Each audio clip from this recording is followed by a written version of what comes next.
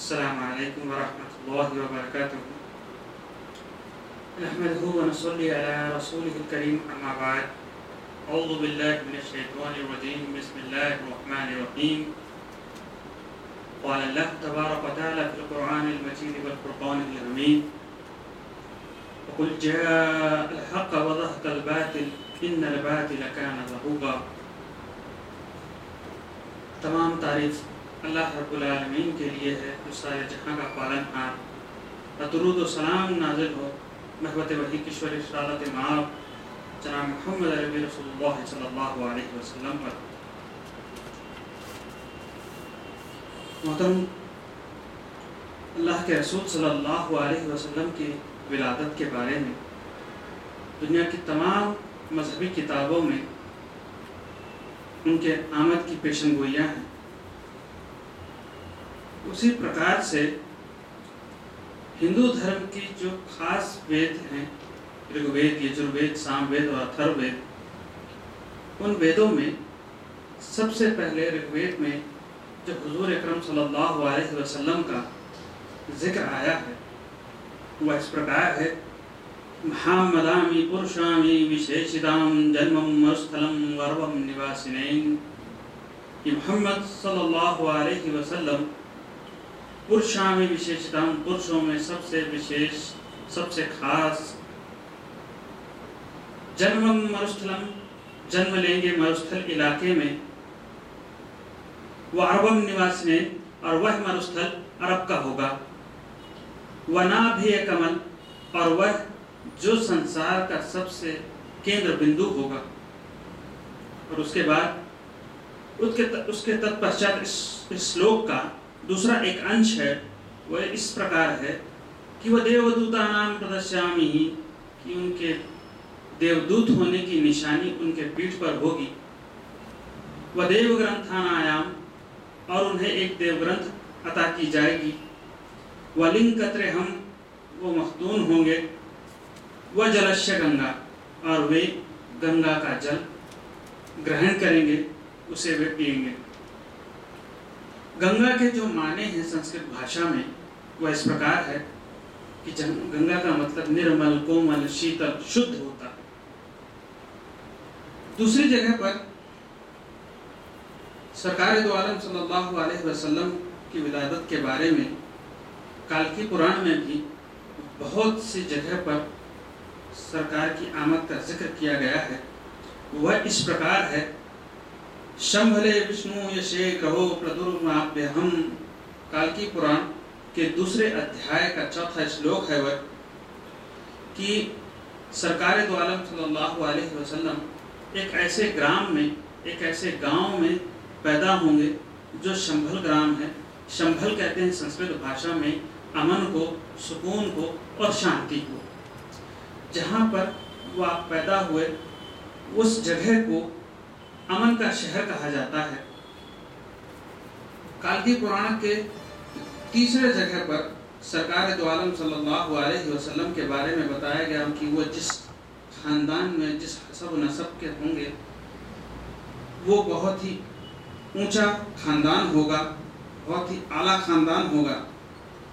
वह इस प्रकार है कि द्वादश्यम शुक्लपादस्य माधवे माधवे मासी माधवम जातो दृश्यति पुत्रम पित्रो दृष्टमानसो। यानी आप जिस जगह पर पैदा होंगे, जिस वक्त आप जिस समय पैदा होंगे, वह इस प्रकार का होगा कि आप कालकी अवतार बैसाख महीने की 12 तारीख को पैदा होंगे, जो 7वीं शताब्दी की 628वीं बकरमी होगी, जो अरबी कैलेंडर के हिसाब से माह रबीउल अव्वल और आम फिर के हिसाब से जो सोमवार का दिन होगा। और वे जिस घर में, जिस खानदान में जिस पैदा होंगे, वह बड़ा ही मशहूर, प्रसिद्ध और बड़ा ही धार्मिक होगा। नाराशंस प्रतिमानस्य त्रिस्सो दिवम प्रतिमानस्य सर्विचा, कि वे एक ऐसे घराने में पैदा होंगे जो वहाँ के उस ग्राम के, शंभर ग्राम के धार्मिक पेशवा होंगे। वे वहाँ के धर्म स्थलों के निगरानकार होंगे। दूसरी जगह पर काल की अवतार के बारे में यह भी जिक्र आया, यह भी प्रतीत होता है कि नाराशंस प्रतिमा धन्यम त्रिस्सोअम प्रतिमाहं सपिचा। यहाँ पर काल की अवतार के बारे में यह बताया गया कि काल की अवतार किस प्रकार के होंगे। स्वतः के माने होता है बड़ा ही खूबसूरत और प्यारा। स्वरिचा के माने होते हैं संस्कृत भाषा में कि जिसके चेहरे मुबारक से नूर ही नूर टपक रहा हो, बहुत ही खूबसूरत हो। इस श्लोक के माने ये हैं कि आप एक ऐसे ज्ञानी और एक ऐसे अवतार होंगे कि जहाँ पर आपके समक्ष जितने भी लोग होंगे वो आपकी हस्ती से, आपके चेहरे मुबारक को देखकर बड़े ही प्रसन्नित और पुलकित होंगे कि आप जो है एक ऐसी हस्ती उनके सामने समक्ष पैदा हुई जो आज से पहले कभी नहीं हुई। आप और हम यह चीज़ को सुनने के बाद आने वाले जो हमारे हिंदू धार्मिक भाई हैं वह ये कहते हैं कि हम अभी भी काल की अवतार का वेट कर रहे हैं, इंतज़ार कर रहे हैं। मेरे दोस्तों, इंतज़ार नहीं बल्कि वो काल की अवतार आए कर 1500 साल हो गए, जिनका नाम खुद ऋग्वेद में इस प्रकार है कि मैं आपको फिर से एक बार बताऊं कि महामदामि पुरुषामि विशेषिताम जन्मम वस्तम वर्वम निवासने।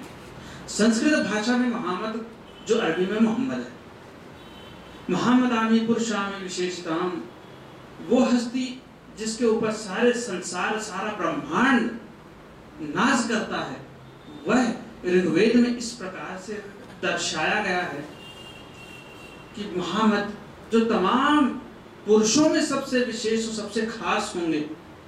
जन्मम मरुस्थलम, और वे मरुस्थल इलाके में जन्म लेंगे। अरबम निवासिने, वह मरुस्थल, वह रेगिस्तान जो अरब का होगा।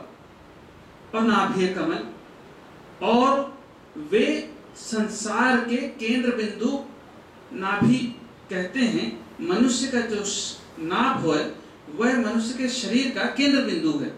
और कमल कहते हैं संस्कृत भाषा में गोलाकार, जो ब्रह्मांड का केंद्र बिंदु होगा, उस जगह पर आप पैदा होंगे।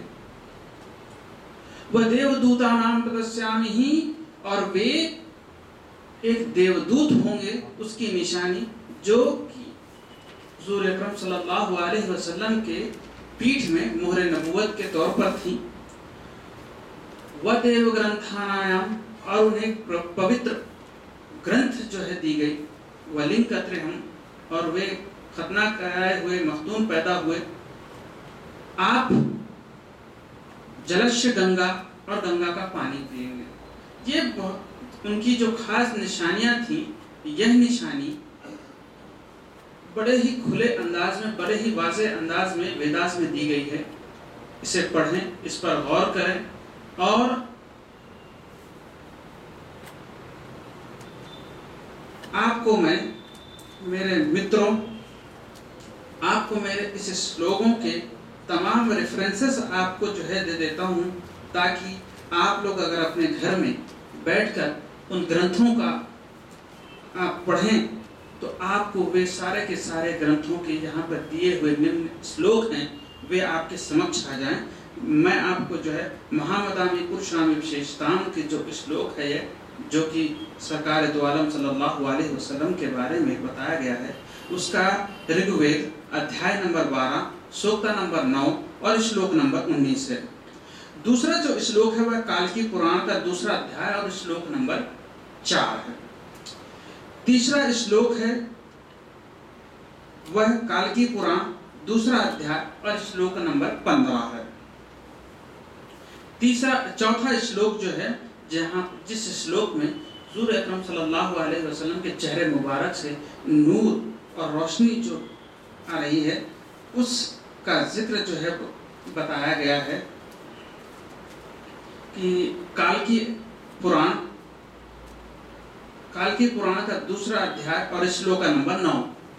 आप तमाम मेरे मित्रों से यह मेरी गुजारिश है कि आप इसे खाली ज़हन होकर के पढ़ें, क्योंकि लिखी हुई चीज़ों पे कुछ भी नहीं लिखा जा सकता। जब कभी भी किसी भी ग्रंथ को पढ़ें, उसे सोचें और समझें, और खाली जहन होकर के जब समझेंगे तो ईश्वर आपके हमारे लिए मार्ग प्रशस्त कर देगा, खोल देगा, और हमारे मस्तिष्क में जो सही रास्ता है, सीधा रास्ता है, उस रास्ते पर हमें चलाए। मैं एक बार फिर से दुआ करता हूँ उस अंदाज में जो कि संस्कृत में गायत्री मंत्र है, ओम भूर्भुवः स्वः तत्सवितुर्वरेण्यं भर्गो देवस्य धीमहि धियो यो नः प्रचोदयात्। हे ईश्वर, तू मेरा सही मार्गदर्शन कर, ऐसा मार्गदर्शन कर और उस पथ पर ले चल जो तेरी ओर आता हो। हे ईश्वर, तू मुझे बचा कपट, घमंड, घृणा, क्रोध, लोभ और मेरे सीने को अपने सही मार्ग के लिए, वह मार्ग जो तुझ तक पहुंचता हो, उसके लिए मेरे पथ मार्ग का निवारण कर और उस मार्ग पर मुझे मार्गदर्शन दे। आप तमाम लोगों से कि बोलने वाले और सुनने वाले तमाम लोगों के लिए दुआ फरमाएं और अमल की तौफीक अता फरमाएं। आमीन। अस्सलामु अलैकुम व रहमतुल्लाहि व बरकातहू।